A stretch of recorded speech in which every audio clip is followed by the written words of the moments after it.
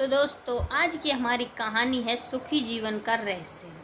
एक महान संत हुआ करते थे जो अपना स्वयं का आश्रम बनाना चाहते थे, जिसके लिए वो कई लोगों से मुलाकात करते थे।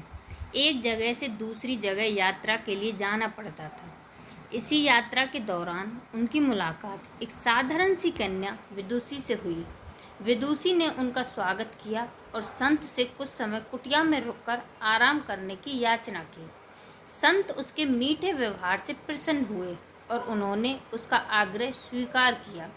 विदुषी ने संत को अपने हाथों का स्वादिष्ट भोज कराया और उनके विश्राम के लिए खटिया पर एक दरी बिछा दी और खुद फर्श या टाट बिछाकर सो गई। विदुषी को सोते ही नींद आ गई। उसके चेहरे के भाव से पता चल रहा था कि विदुषी चैन की सुखद नींद ले रही है। उधर संत को खाट पर नींद नहीं आ रही थी। उन्हें मोटे नरम गद्दे की आदत थी जो उन्हें दान में मिला था। वो रात भर विदुषी का सोच रहे थे कि वो कैसे इस कठोर जमीन पर इतने चैन से सो सकती है। दूसरे दिन सवेरे होते ही संत ने विदुषी से पूछा कि तुम कैसे इस कठोर धरा पर इतने चैन से सो रही थी। तब उसने बड़ी सरलता से उत्तर दिया, हे गुरुदेव, मेरे लिए मेरी ये छोटी सी कुटिया एक महल के समान ही भव्य है। इसमें मेरे श्रम की महक है। अगर मुझे एक समय भी भोजन मिलता है तो मैं खुद को भाग्यशाली मानती हूँ। जब दिन भर के कार्यों के बाद मैं इस धरा पर सोती हूँ तो मुझे माँ की गोद का आत्मीय एहसास होता है। मैं दिन भर के अपने सत्कर्मों का विचार करते हुए चैन की नींद सो जाती हूँ। मुझे एहसास भी नहीं होता कि मैं इस कठोर धरा पर हूँ।